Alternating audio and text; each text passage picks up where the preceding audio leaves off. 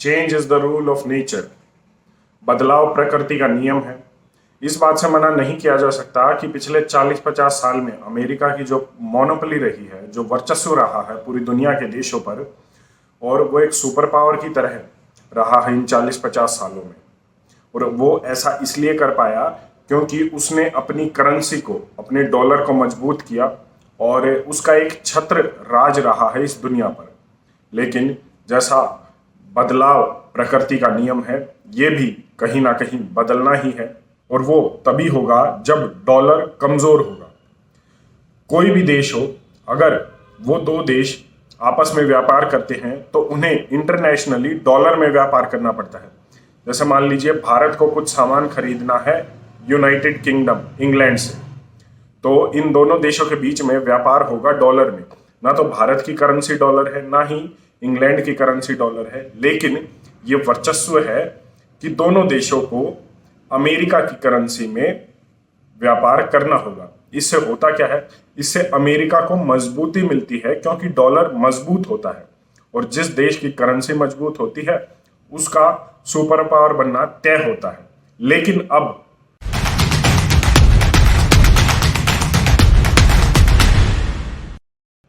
पिछले 40-50 साल में अमेरिका की डॉलर के लिए मोनोपोली और उसके वर्चस्व ने काफी देशों को बर्बाद कर दिया।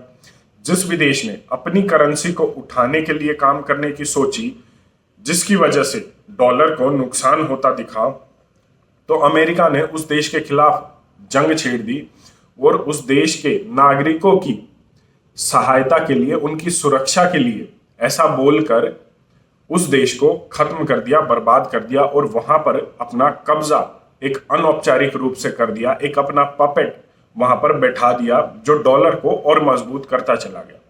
ये पिछले 40-50 साल में अमेरिका की कहानी रही है। गरीब देशों को उसने ऐसे लूटा है, अपना वर्चस्व बनाया है, और डेवलपिंग कंट्रीज को उसने सैंक्शंस लगाकर IMF और वर्ल्ड बैंक के जरिए उसने ये काम किया है। अपना डॉलर मजबूत करता चले गए और उन देशों को बर्बाद करते चले गए जिन्होंने एक बार भी अगर आवाज भी उठाई डॉलर को कुछ भी नुकसान पहुंचाने के लिए। लेकिन अब सऊदी अरब ने एक ऐसा कदम उठाया है जिससे अमेरिका को काफी परेशानी होगी, और शायद ये कदम आने वाले भविष्य में सुपर पावर को जो अमेरिका से शिफ्ट हो सकती है एशिया की तरफ। बड़े बड़े एक्सपर्ट ये कहते हैं कि अमेरिका का समय अब जाने वाला है और वो सुपर पावर ज्यादा दिनों तक नहीं रहेगा। एक्सपर्ट ये भी कहते हैं कि चाइना अब एक नेक्स्ट सुपर पावर है, क्योंकि चाइना की करेंसी वुहान अब जो है बड़ी तेजी से बढ़ रही है, मजबूत हो रही है। अब सऊदी अरब ने भी, चाइना जो सऊदी अरब का 25% तक तेल लेता है अपने देश में, और सऊदी अरब ने अब अपना व्यापार, जो तेल का व्यापार है, वो चाइना से वुहान, जो चाइना की करेंसी है, उसमें करने का फैसला ले लिया है।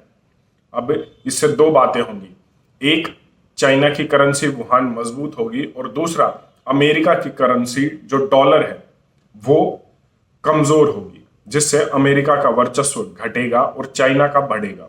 हालांकि इससे भारत को क्या फर्क पड़ने वाला है, अब बेशक से कितनी ही बात कर लीजिए विश्व गुरु बनने की, अब कितनी ही बात कर लीजिए कि इतिहास में हम इंटरनेशनल, वर्ल्ड, ग्लोबल लेवल पर जीडीपी का 30%, 27% तक उसमें अपना कंट्रीब्यूशन देते थे। लेकिन वो तब था जब भारत का पैसा मजबूत होता था। एक समय था जब ₹1 $13 के बराबर होता था। वो समय था 1947 में, जब ₹1 $1 के बराबर होता था, जब अंग्रेजों ने 200 साल राज किया। उसके बाद की बात मैं आपको बता रहा हूं। लेकिन अब क्या है, $1 कितने रुपयों के बराबर है आप खुद देख लीजिए। जब आपसे बात की जाती है स्वदेशी पर काम करने की, स्वदेशी सामान खरीदने की, तब आपको लगता है कि ये फालतू की बातें हैं, या मेरे बदलने से क्या होगा, मेरे एक के स्वदेशी सामान खरीदने से क्या होगा। आप सोचिए, चाइना में स्मॉल स्केल इंडस्ट्रीज है, हर घर में छोटी छोटी इकाइयां हैं, लघु उद्योग है। लेकिन जब जब एक परिवार, एक घर स्वदेशी का सामान बनाता है, तो ऐसे चाइना में करोड़ों परिवार है जो करोड़ों स्वदेशी के सामान बनाते हैं और उसका कंजम्पशन चाइना में ही होता है। इसके साथ साथ चाइना से बाहर सामान जाता है, एक्सपोर्ट किया जाता है।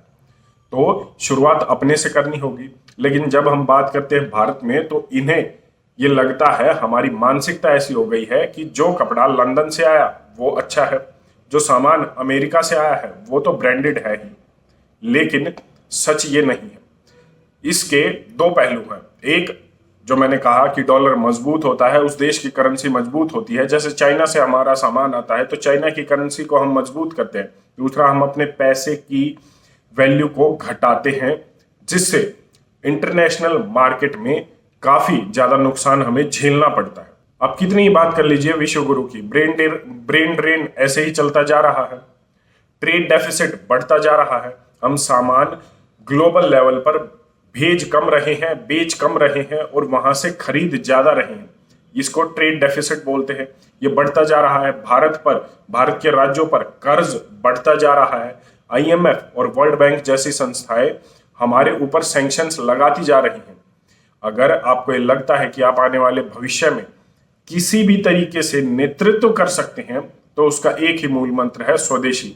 आपको अपने देश में, अपने घरों में, अपने राज्यों में बनी हुई चीजों का इस्तेमाल करना होगा।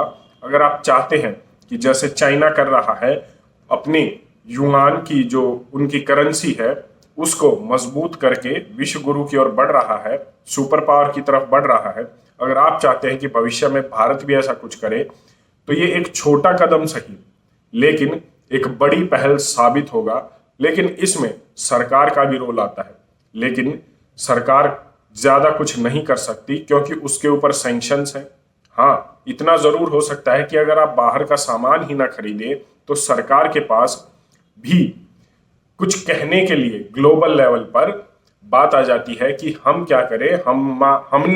हमारी सरकार ने तो आपके सामान के लिए भारत की मार्केट खोल रखी है, अगर भारतीय सामान नहीं खरीदते तो सरकार की कोई गलती नहीं है।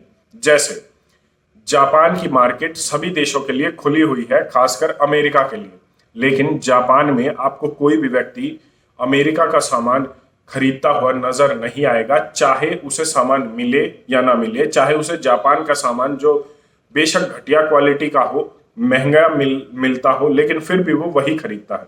तो जब तक ऐसी देशभक्ति, ऐसा राष्ट्रवाद हम में पैदा नहीं होगा, तब तक आप सोच भी नहीं सकते कि आप इस आर्थिक गुलामी से बाहर आएंगे।